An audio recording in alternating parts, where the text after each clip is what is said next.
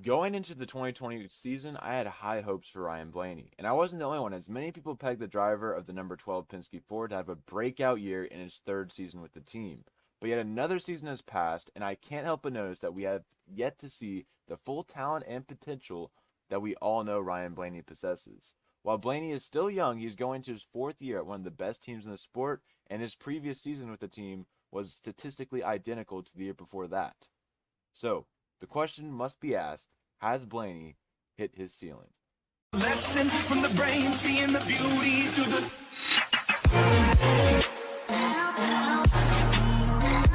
What is up, YouTube? Welcome back to the video, and today we're going to be talking about Ryan Blaney's disappointing 2020 season. I'm also going to go into what led him to be so hyped up going into 2020, and also how I see his future turning out, or not really like a definitive answer, but just like a general answer in that. But if you guys do enjoy, be sure to leave a like, hit the subscribe button, and comment down below your guys' thoughts. I'm not going to go too much in detail, but if you guys leave a like and hit the subscribe button if you're new, it really helps me, motivate. I mean, look at this. I never thought I'd see the day where I would post two videos in the same week, at least not anytime soon until summer. So we're making progress here, and I was able to work out some time. I got some free time here as I don't have morning classes anymore, and I still have a morning class, but I don't have to go to school till later in the day. So kind of opened up some time for me, and yeah. So here I am making a video about Ryan Blaney and why, or not why, but if I think that he has hit his ceiling or not.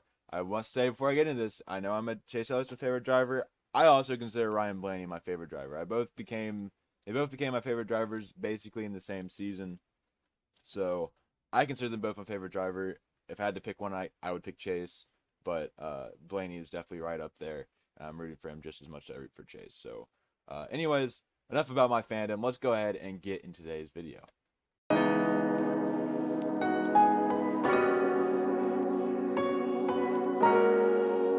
Now, unless some generational talent comes out of nowhere and just steals Ryan Blaney's job along with Brad Keselowski, so probably two jobs there, I would say Ryan Blaney is going to be in the 12 for the foreseeable future, unless, they downsize and he goes to the 2, or I guess he could go to the 22, but I don't think Logano's leaving that job anytime soon. But unless they downsize, I don't see, Blaney going anywhere other than the 12 for a very long time. Unless, of course, that generational talent, Dale Earnhardt, like, comes back to life and wants to run at Penske or something. I don't know, some crazy circumstance. Anyways, so assuming that's true, what I want to see Blaney do is compete at the level of his teammates. You look at Joey Logano and Brad Keselowski, two drivers that are competing for championships right now. I can't say the same about Ryan Blaney. He's right on the outside. He's on the outside looking in of that championship competition, but he hasn't really put much effect in how the championship plays out. He really just kind of sits right outside the round of 8 level. He got into the round of 8 last year. He was just outside the round of 8 this year. So all in all, I would just like to see him perform at the level of his teammates, win multiple races a year, and find himself in the round of 8 at the end of the year with a chance to make it to the championship 4. Now, I do remember a lot of people saying Jeremy Bullins was not the best crew chief out there, and he was maybe part of the reason Blaney was struggling. Well, they switched around the crew chiefs this year. Todd Gordon, who's supposed to be a really great crew chief, with Joey Logano, won a championship with Joey Logano, went to Ryan Blaney, and we saw about the same season we saw the year prior with that of Jeremy Bullins. Where did Jeremy Bullins finish? Second place in the points of Brad Keselowski. Now, I know second place probably doesn't mean a lot because of our terrible playoff system and all, but still, the fact that he made the Final Four, the fact that Brad Keselowski went out there and won quite a few races. Granted, Chase Elliott gave him quite a few wins.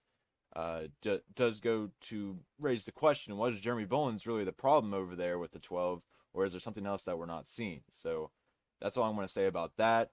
If you guys have anything to comment about that, please comment that down below because I would like to see what you guys think about that. But without further ado, let's keep the video moving.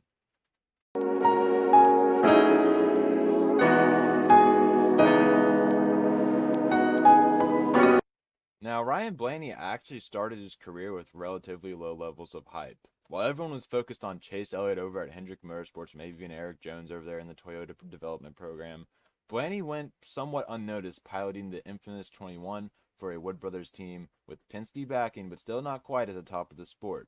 Blaney would explode on the scene, though, after an impressive win at Pocono in 2017, in which you are seeing right now, where the 23-year-old held off future Hall of Famer Kevin Harvick en route to winning his first NASCAR Cup Series race. This is the race that made me become a fan and seemingly solidified Blaney as one of the top young drivers in the series and a force to reckon with for years to come.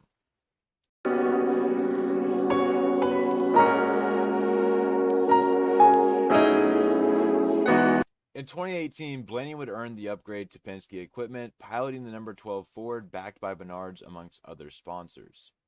Over the course of the 2018 and 2019 seasons, Blaney would amass 2 wins, one at Charlotte Oval with Jimmy Johnson's help. Without Jimmy Johnson, he wouldn't have won that race. It wasn't like he dominated. And Talladega. He also got 19 top 5s and 34 top 10s. Looking at the 2 seasons, you could see a definite growth in Blaney's performance, and he looked more and more consistent throughout the 2019 season. You especially have to factor in the blazing start to the season he had in 2019, where he saw Blaney lead 351 laps throughout the first 8 races, but he couldn't finish the job. Blaney would also go on a strong run at the end of the season that led myself and others to believe that 2020 would be the year that we finally see his full talents unleashed.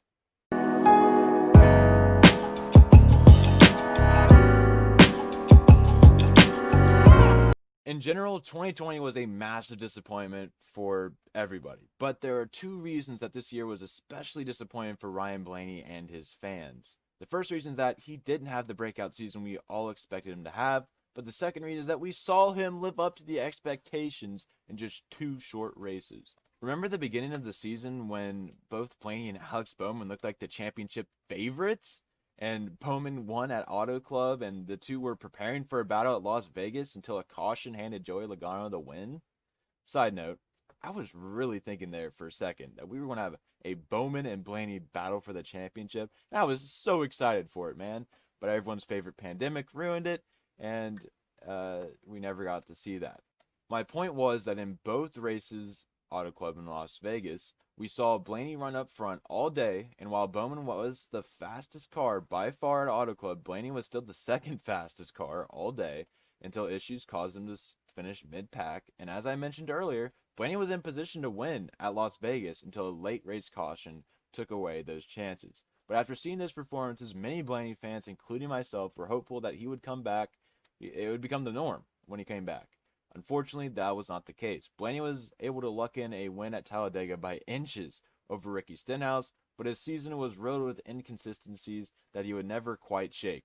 One bright spot, though, was the Texas race where he led 150 laps, but you guessed it, a late race caution left the mid-pack and reduced him to a 7th place finish. In conclusion, Blaney's 2020 season ended up identical to the 2019 season, except he had 1 less top 10 in 2020, and this causes for concerns of whether we will see any more growth out of the young driver.